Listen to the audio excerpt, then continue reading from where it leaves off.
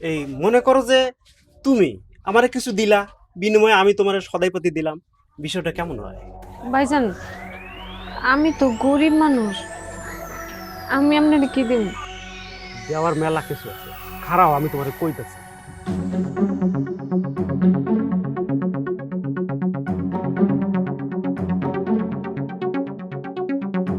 টাকা পয়সার দিক দিয়ে তুমি গরিব আছো, এইটা আমি মানি, কিন্তু রূপে গুণে মাশাল্লাহ তুমি বড় লোক আছো।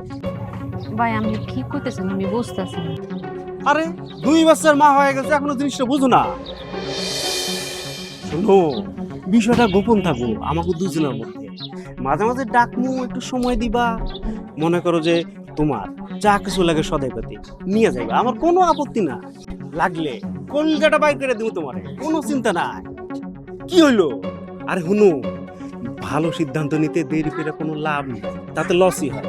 বাড়িতে কিন্তু তোমার বাচ্চা না খেয়ে আছে, সিদ্ধান্তটা তাড়াতাড়ি নাও, আমিও খুশি হই, তোমারও বাজার ব্যাগটা ভরে যায়।